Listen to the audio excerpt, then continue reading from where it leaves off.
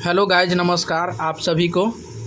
तो आज की क्लास में जो बताने वाले हैं, जो कि आप लोग को बीच हेडिंग में दिख रहा होगा कि आज किसके बारे में बताने वाले हैं, तो जो कि आज बहुत बेहतरीन तरीक़ा से बताने वाले हैं। तो ध्यान देंगे, आज मिश्रण और यौगिक के बारे में, किसके बारे में बताने वाले हैं?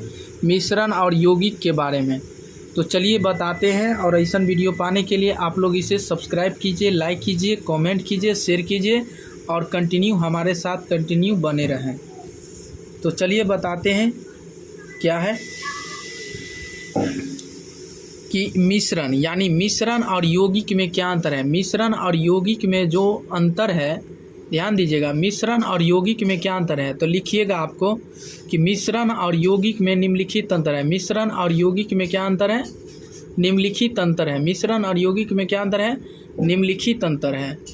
तो क्या है तो बताइएगा। मिश्रण में क्या होगा कि यह दो या दो से, यानी यह दो या अधिक शुद्ध, यानी दो या अधिक शुद्ध पदार्थों को किसी भी अनुपात में सिर्फ मिला देने से बनाता है, यानी मिला देने से बनता है। ध्यान दीजिएगा, यह दो या अधिक शुद्ध पदार्थों को किसी भी अनुपात में सिर्फ मिला देने से बनता है मिश्रण में, ठीक है ना।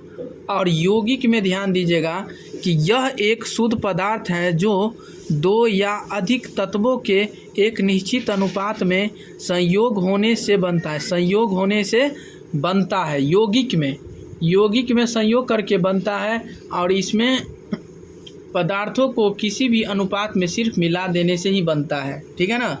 चलिए, तो मिश्रण में सेकंड पॉइंट जो है, इसके अवयवों को सरल यांत्रिक विधियों द्वारा पृथक किया जा सकता है, यानी इसके अवयवों को सरल यांत्रिक विधियों द्वारा पृथक किया जा सकता है मिश्रण को। यौगिक में ध्यान दीजिएगा, इसके अवयवों को सरल यांत्रिक विधियों से पृथक नहीं किया जा सकता है। क्या नहीं किया जा सकता? इसके अवयवों को सरल यांत्रिक विधियों से पृथक नहीं किया जा सकता। किसको?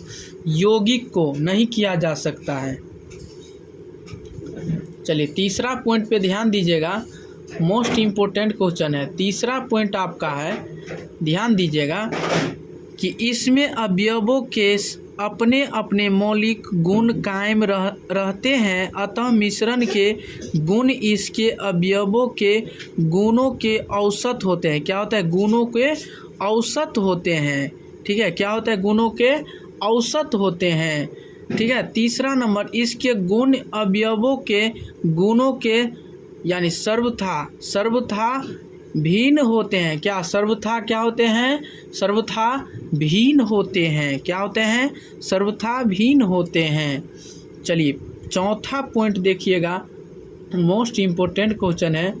चौथा पॉइंट में ध्यान दीजिएगा, चौथा पॉइंट बहुत अच्छा क्वेश्चन है। तो मिश्रण में बताइएगा चौथा पॉइंट, यह समांग या विषमांग, यानी विषमांग हो सकता है। यह जो है मिश्रण में जो कह सकता है कि यह समांग या विषम, यानी विषमांग हो सकता है। चलिए, चौथा नंबर यौगिक में होगा, यह हमेशा समांग होता है। क्या होता है? यह हमेशा समांग होता है। ये क्या है? यौगिक है। यौगिक हमेशा समांग होता है। और मिश्रण जो होते हैं समांग या विषमांग हो सकता है, ठीक है ना।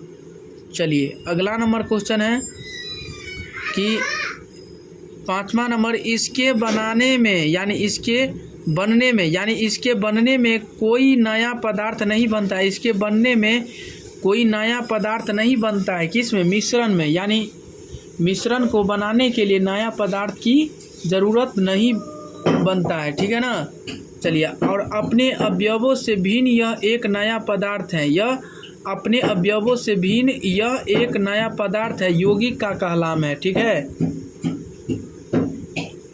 छठा पॉइंट पे ध्यान दीजिएगा, मोस्ट इम्पोर्टेंट क्वेश्चन है, छठा नंबर क्वेश्चन। तो बताइएगा कि इसके बनने में ऊर्जा परिवर्तन नहीं होता है। इसके बनने में, यानी बनने में ऊर्जा परिवर्तन नहीं होता है। किसके बनने में? मिश्रण में। और यौगिक में इसके बनने में ऊर्जा परिवर्तन अवश्य, यानी आवश्यक है, ठीक है ना। चलिए 7वां पॉइंट, इसके द्रव्यमान क्वथनांक आदि गुण निश्चित नहीं होते हैं। किसका? मिश्रण का। मिश्रण का द्रव्यमान क्वथनांक आदि गुण निश्चित नहीं होते हैं। और 7 नंबर यौगिक में कहिएगा, इसके द्रव्यमान क्वथनांक आदि गुण निश्चित होते हैं। क्या होते हैं? निश्चित होते हैं। निश्चित होते हैं। चलिए बताइएगा 8 नंबर क्वेश्चन, इसमें 2 या 2 से अधिक प्रकार के अणु विद्यमान रहते हैं। क्या? विद्यमान रहते हैं। इसमें 2 या अधिक प्रकार के अणु विद्यमान रहते हैं और यह एक ही प्रकार के अणु का बना होता है। कौन? यानी यौगिक जो होते हैं ना, यह एक ही प्रकार के अणु का बना होता है। कौन? यौगिक बना होता है। 9 नंबर ध्यान दीजिएगा कि मिश्रण का घनत्व अवयवी पदार्थों के घनत्वों का औसत होता है। क्या होता है? पदार्थों के घनत्वों का औसत होता है। और 9 नंबर में यौगिक का घनत्व अवयवी यानी अवयवी पदार्थों के घनत्वों से भिन्न होता है। क्या होता है? भिन्न होता है। क्या होता है? भिन्न होता है। तो उम्मीद करते हैं कि मेरे प्यारे दोस्त और भाई बंधु आज के क्लास में आप लोग को बीच बहुत बेहतरीन तरीक़ा से बताएं। तो इससे अगले वीडियो में फिर मिलेंगे। आज के लिए इतना है। इससे अगले वीडियो में फिर मिलेंगे। आज के लिए इतना है। साथ ही साथ आप लोग इसे सब्सक्राइब कीजिए, लाइक कीजिए, कमेंट कीजिए, शेयर कीजिए।